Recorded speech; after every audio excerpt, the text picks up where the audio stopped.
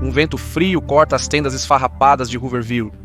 Uma mãe se agacha sobre um fogão improvisado, mexendo uma sopa aguada. Ela lembra do conselho do rádio: estique a comida, se vire. Ela se esforça ao máximo, mas sabe que não será o bastante para seus filhos e marido. De pé, a quilômetros de distância numa fila de pão, seu terno antes orgulhoso, agora empoeirado. Esta era a América durante a Grande Depressão, uma nação de joelhos. E toda essa destruição foi causada por algo inesperado: tarifas. Ou foi? As tarifas realmente causaram o pior desastre econômico da história moderna? E poderiam fazer isso novamente? Neste episódio do The Infographics Show, investigamos se as tarifas foram realmente a causa da Grande Depressão. Você provavelmente já ouviu falar da Grande Depressão. Crash da bolsa, bancos falidos, milhões sem emprego. Em 1933, 1 em cada 4 americanos estava desempregado, e não eram apenas operários ou agricultores. Até mesmo médicos, advogados e profissionais de classe média alta viram seus rendimentos despencarem até 40%. Famílias que viviam confortavelmente se viram de repente lutando para sobreviver, com economias dizimadas e futuros incertos. Foi um tempo em que se virar ou ficar sem não era apenas um ditado, era uma estratégia de sobrevivência. Famílias prolongavam refeições, remendavam roupas usadas e andavam quilômetros ao invés de dirigir. Com o desemprego em níveis recordes, ter e abastecer um carro era um luxo inacessível para a maioria. A tensão financeira rasgou o tecido das famílias e comunidades. As taxas de divórcio caíram, mas o abandono disparou. Os homens, envergonhados e frustrados por não conseguirem sustentar suas famílias, muitas vezes sumiam sem deixar pistas, abandonando esposas e filhos à própria sorte. Para entender como as coisas ficaram tão ruins e qual papel as tarifas desempenharam, temos que voltar no tempo. Bem para trás, não apenas para 1929, quando a Grande Depressão começou. Não, estamos falando sobre a depressão que começou tudo, é aquela que a história mal se lembra. A Depressão Esquecida. A Depressão Esquecida durou apenas 18 meses, de janeiro de 20 a julho de 1921, mas foi brutal. O mercado de ações dos Estados Unidos da América despencou em 47%, e os lucros corporativos caíram mais de 90%. O desemprego chegou a quase 12%. Durante a Primeira Guerra Mundial, era apenas 0,4%. Após a guerra, os Estados Unidos da América enfrentaram uma transição difícil. Fábricas fecharam. 1,6 milhões de soldados retornaram para casa, inundando o mercado de trabalho, e a inflação disparou. Em resposta, o governo 75% e aumentou as taxas de juros para 7%. O resultado foi um 32,5% na produção industrial, o pior da história até então. Os preços despencaram mais de 15% e as empresas faliram em massa, deixando milhões lutando para sobreviver. A verdadeira virada aconteceu quando o presidente Woodrow Wilson cortou os gastos federais em 65%, de 18 bilhões e meio de dólares para 6 bilhões e meio. Essa austeridade estabilizou a economia e impulsionou os loucos anos 20. Em março de 1921, Warren Harding assumiu, e seu mandato foi marcado pelo retorno a tarifas mais altas nos Estados Unidos da América. Os Estados Unidos da América tiveram um histórico conturbado com tarifas. Em um momento, defende o livre comércio e no próximo impõe altas tarifas para proteger as indústrias domésticas. É uma montanha-russa econômica, alternando entre protecionismo e mercados abertos, conforme o clima político e econômico. Protecionismo é o conjunto de políticas que limitam o comércio internacional. Imagine erguer uma cerca em volta da economia nacional para proteger as empresas locais da concorrência estrangeira. É uma ideia simples. Restrinja importações para que as indústrias nacionais tenham mais chances de progredir. As importações podem ser restringidas de várias formas, sendo as tarifas as mais comuns. As tarifas são essencialmente impostos sobre produtos importados que tornam os produtos estrangeiros mais caros, incentivando as pessoas a comprar localmente. Os primeiros dias da América foram fortemente marcados pelo protecionismo. Porém, no final do século XIX e início do XX, os Estados Unidos da América prosperavam com um comércio relativamente livre, entendendo que o comércio internacional tornava guerras de grande escala muito custosas. A tarifa Underwood-Simmons de 1913 foi a que quebrou a tradição do protecionismo ao reduzir as tarifas e introduzir um imposto de renda. Foi um passo ousado rumo ao livre comércio, mas de curta duração. A Primeira Guerra Mundial fez as nações, incluindo os Estados Unidos da América, voltarem a uma mentalidade protetora. Quando os Estados Unidos da América emergiram da guerra, a paisagem política havia mudado.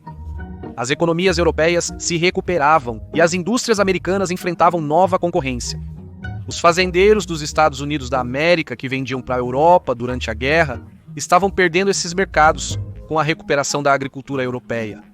Para proteger as indústrias e agricultores americanos da concorrência, foi aprovada a Lei de Tarifa de Emergência de 1921. Mas isso foi apenas o começo. A real mudança aconteceu em 1922. Durante a presidência de Harding, a lei tarifária Fortney-McCumber elevou as tarifas acima dos níveis de 1913. Essa lei não era apenas sobre taxas mais altas. Também deu ao presidente o poder de ajustar as tarifas em até 50%, para equilibrar os custos de produção doméstica e estrangeira. O objetivo era proteger as indústrias dos Estados Unidos da América da concorrência estrangeira, mas havia uma pegadinha. A tarifa Fortney-McCumber prejudicou, não intencionalmente, as exportações europeias para os Estados Unidos da América. Com menos dólares americanos entrando, as nações devastadas pela guerra lutavam para pagar suas dívidas, aprofundando as tensões econômicas. Ao invés de ajudar na recuperação da economia global após a Primeira Guerra Mundial, a tarifa agravou a situação, gerando atritos entre os Estados Unidos da América e aliados, atrasando a reconstrução da Europa pós-guerra. Já nos Estados Unidos da América, as tarifas seguiram aumentando durante os anos 1920. Esses aumentos impactaram significativamente o comércio global, distorcendo a relação entre os Estados Unidos da América e seus parceiros comerciais. No início da década de 1930, o mundo havia adotado totalmente o protecionismo e os Estados Unidos da América haviam preparado o cenário para as batalhas comerciais que moldariam a economia global nos anos seguintes. Isso nos leva ao início da Grande Depressão, um momento em que o mundo parecia entrar em espiral de caos. A década de 1920 foi um período de crescimento desenfreado nos Estados Unidos da América, como um sonho febril. Tudo se expandia: carros, rádios, eletrodomésticos. Os americanos compravam de tudo, não apenas mercadorias, mas também investiam em ações. As pessoas estavam em frenesi, entrando no mercado com os dois pés, esperando enriquecer rapidamente e sentindo um boom de mercado que parecia imparável até que não foi. Os preços das ações dispararam. O Dow Jones Industrial Average, o principal índice do mercado de ações, subiu quase 162% em apenas 5 anos. Mas como qualquer um que já esteve em uma montanha-russa sabe, o que sobe deve descer. E essa viagem estava prestes a ter uma queda brusca. A viagem começaria a descer em outubro de 1929. O impensável aconteceu quando o mercado de ações desabou. Tudo começou na Quinta-feira Negra, 24 de outubro. O mercado entrou em queda livre e o pânico se alastrou rapidamente. Houve uma breve recuperação, mas era ilusória. Pela segunda e terça-feira negras, o dano era irreversível. O Dow despencou, perdendo quase 90% de seu valor nos anos seguintes. O sonho americano virou pesadelo para muitos. Mas o colapso não foi o fim. Foi apenas o começo. Após o colapso do mercado, tudo desmoronou. A economia estagnou, bancos e empresas faliram. Muitos ficaram desempregados. Com a riqueza desaparecendo, os consumidores pararam de comprar. Fábricas e lojas fecharam e o país inteiro parou. E não vamos esquecer os agricultores. Os agricultores já enfrentavam superprodução após a Primeira Guerra Mundial, com preços das colheitas em queda e dívidas impagáveis. Foi uma tempestade perfeita que só piorava. Então veio a decisão fatídica do governo americano. O presidente Herbert Hoover, que já havia promulgado várias políticas importantes, assinou a lei tarifária Smoot-Hawley em 1930. A lei tarifária Smoot-Hawley era comumente considerada um dos atos mais desastrosos da história do Congresso. Isso não é mera retórica política, mas informação do site oficial do Senado dos Estados Unidos da América. Quando até mesmo o Congresso admite que eles erraram, você sabe que foi ruim. Mas como a lei tarifária Smoot-Hawley ganhou uma reputação tão ruim? Isso não foi por acaso. Foi um desastre de trem em câmera lenta, anos em formação. Foi o ápice de anos de protecionismo crescente, manobras políticas e, vamos ser honestos, muita miopia econômica. Já discutimos como as tarifas são uma ferramenta preferida dos formuladores de políticas para proteger as indústrias nacionais da concorrência estrangeira. Mas em relação ao futuro, esses aumentos prévios eram apenas um prelúdio. Com a chegada da Grande Depressão, Washington entrou em pânico. Desesperados por uma solução, os legisladores recorreram a um velho truque: tarifas. Assim surgiu a Lei Tarifária Smoot-Hawley. O projeto de lei visava auxiliar os agricultores em dificuldades através do aumento de impostos sobre importações agrícolas. Mas, como na maioria das coisas na política, não permaneceu simples. Lobistas de diversas indústrias aproveitaram a oportunidade e agiram, adicionando medidas protecionistas para diversos produtos. O projeto de lei finalizado abrangia mais do que apenas agricultura. Foram 20.000 produtos importados. Cerca de 1.000 economistas imploraram ao presidente Hoover para não assinar o documento, o que não surpreende. Apesar de suas reservas, Hoover prosseguiu, assinando oficialmente a Lei Tarifária Smoot-Hawley em 17 de junho de 1930. Porém, outros países não aceitariam passivamente, pois tarifas geralmente trazem consequências inesperadas. E assim, Smoot-Hawley acendeu o que o economista Chris James Michener chamou de a mãe de todas as guerras comerciais. 9 países, Argentina, na Austrália, Canadá, Cuba, França, Itália, México, Espanha e Suíça, retaliaram quase imediatamente com tarifas visando diretamente os produtos dos Estados Unidos da América. A resposta do Canadá foi especialmente intensa, visto que o país era o maior parceiro comercial da América naquele momento. Em 1929, 18% das exportações dos Estados Unidos da América foram para o Canadá e 11% das importações dos Estados Unidos da América vieram do país. Essa relação econômica foi destruída repentinamente.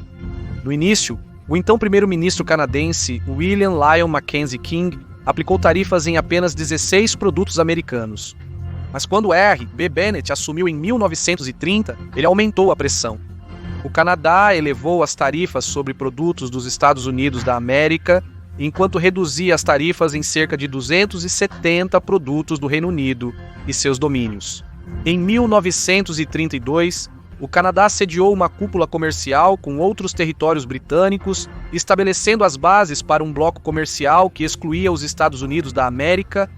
O protecionismo americano levou o Canadá a se aproximar da Grã-Bretanha, impulsionando as exportações canadenses, principalmente agrícolas, para o Reino Unido. A indústria que Smoot-Hawley queria proteger nos Estados Unidos da América, mas isso foi só o início. 25 países retaliariam com tarifas próprias. Países já enfrentando a Grande Depressão se depararam com obstáculos adicionais para vender aos Estados Unidos da América, agravando uma crise pré-existente. As exportações dos Estados Unidos da América para nações retaliadoras caíram de 28% a 32%. Mesmo os países que não retaliaram ainda reduziram as exportações dos Estados Unidos da América de 15% a 23%.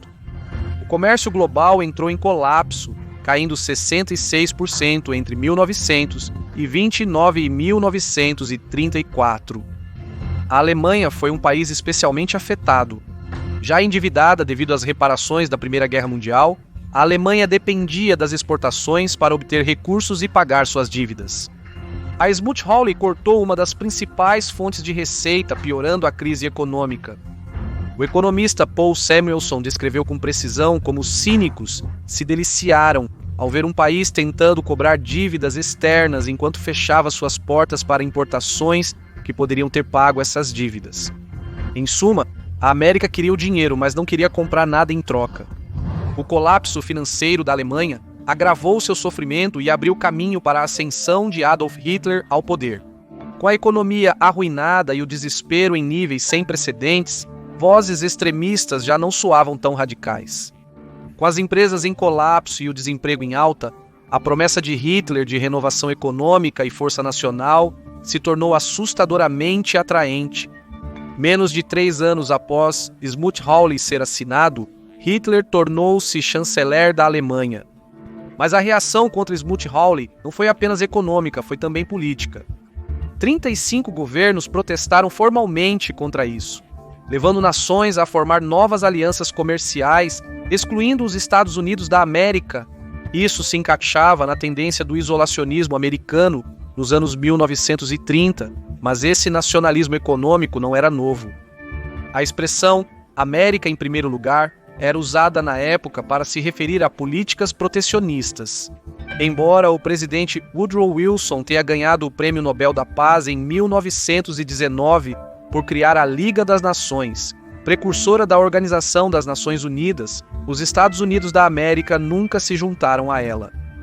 Smoot-Hawley apenas reforçou essa postura isolacionista, fazendo a América parecer menos cooperativa e mais egoísta.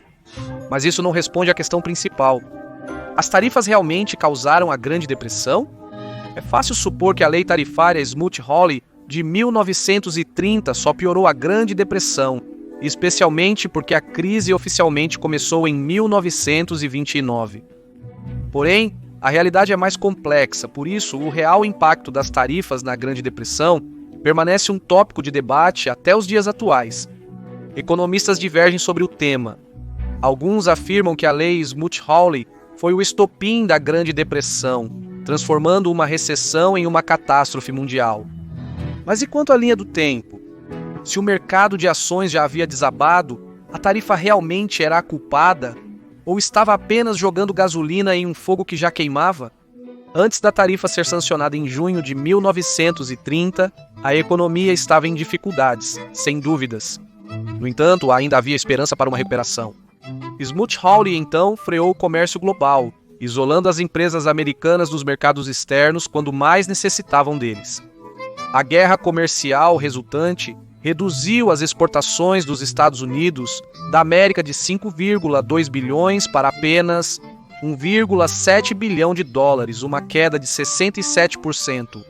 O setor mais atingido foi a agricultura, justamente o que a lei Smoot-Hawley visava proteger antes da influência dos lobistas. Culturas como trigo, algodão e tabaco, dependentes da demanda internacional, foram duramente atingidas, levando agricultores à falência e ao colapso de pequenos bancos, principalmente em áreas rurais. Mas essa nem é a afirmação mais chocante sobre tarifas causando a Grande Depressão. O economista Judy Wanniski afirmou que o crash da Bolsa de 1929 foi desencadeado por tarifas. A antecipação das tarifas, isto é. Segundo Wanniski, o mercado começou a prever o ato já em dezembro de 1928, quase 8 meses antes de Hoover assinar o projeto de lei. Wall Street parecia pressentir a iminente tempestade protecionista e entrou em pânico. Essa visão indica que o mero receio de tarifas futuras bastou para afugentar os investidores. Isso desencadeou uma reação em cadeia que levou ao colapso da Bolsa de Valores e ao início oficial da Grande Depressão. Por outro lado, alguns economistas afirmam que a depressão já estava em curso quando a lei tarifária Smoot-Hawley foi implementada. Isso sugere que as tarifas não foram a causa. Em 1930, quando o projeto foi aprovado, o desemprego aumentava, o mercado de ações mostrava instabilidade e a economia já declinava. Defensores da teoria indicam que as exportações eram apenas cerca de 7% do produto interno bruto dos Estados Unidos da América em 1929. Então, qual poderia ter sido o real impacto das tarifas? Lembre-se, os Estados Unidos da América também aumentaram as tarifas em 1922, mas isso não desencadeou a Grande Depressão na época. De fato, há quem argumente que a depressão provocou a redução no comércio e não o oposto. Muitos especialistas concordam que Smoot-Hawley não causou diretamente a depressão, apenas piorou uma situação já ruim. A depressão já era uma nuvem de tempestade pairando sobre a economia. Smoot-Hawley não criou a tempestade, mas foi o raio que a transformou em uma completa, definitivamente piorando-a. Isso desencadeou um ciclo vicioso de retaliação, com países aumentando tarifas e revidando. Como resultado, o comércio encolhe e a recessão se aprofunda. A lei Smoot-Hawley foi um desastre, simples assim. Mesmo que não tenha desencadeado a Grande Depressão sozinho, definitivamente piorou as coisas.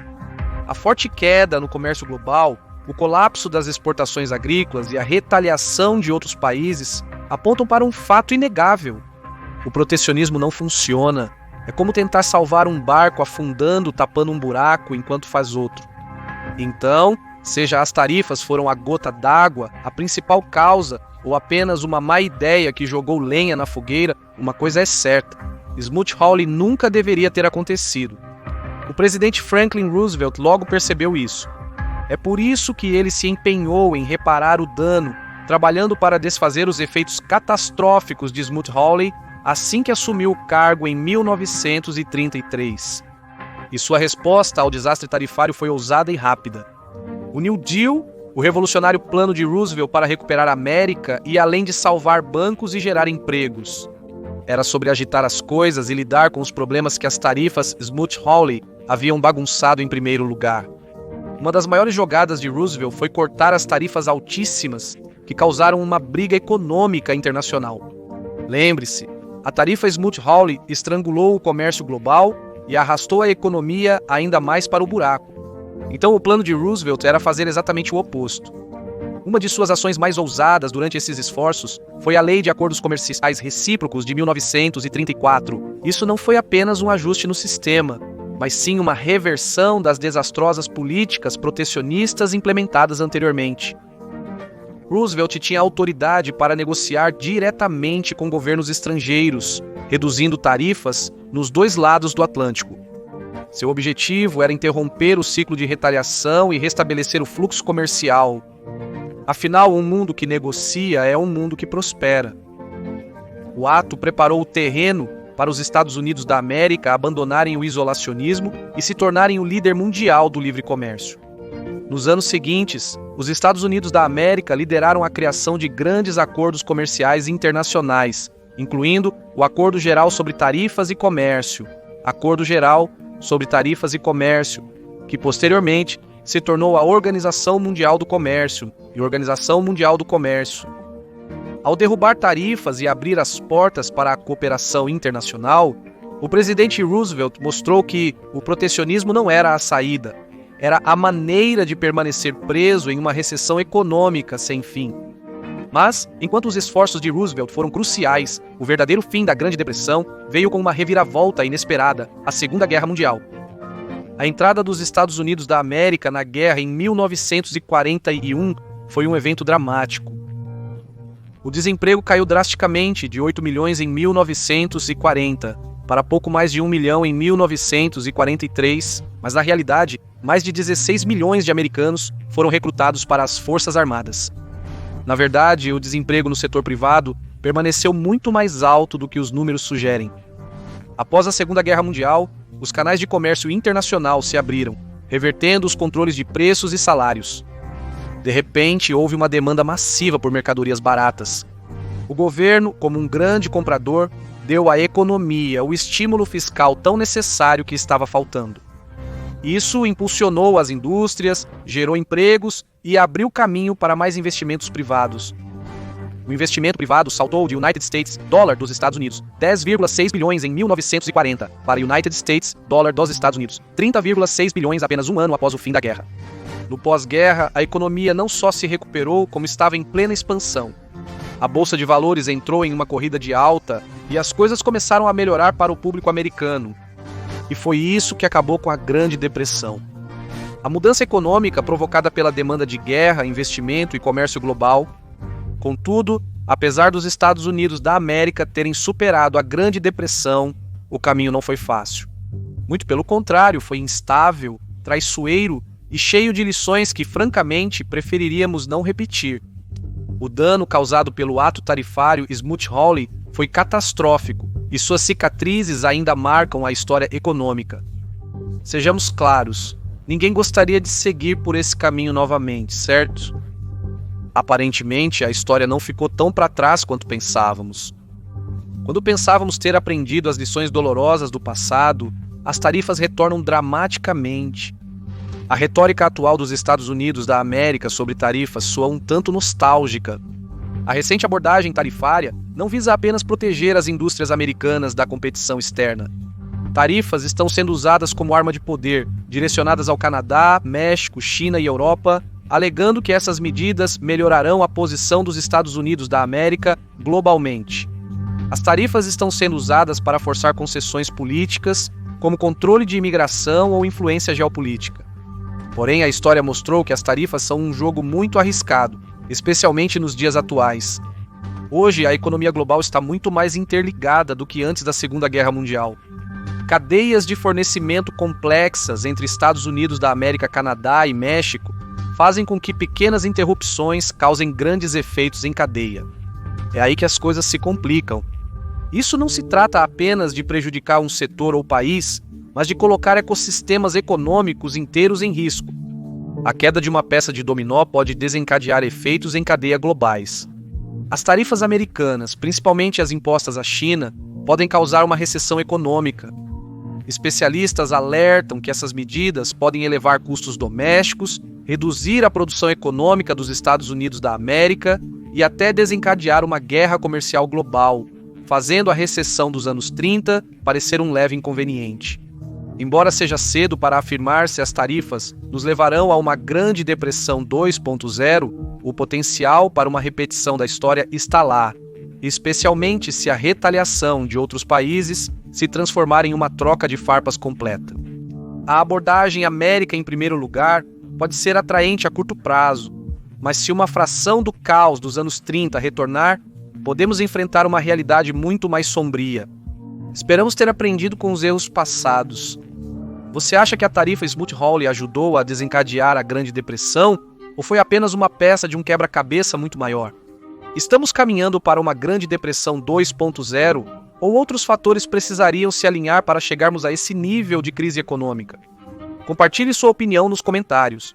Confira agora e se os Estados Unidos da América impusessem tarifas de 100%?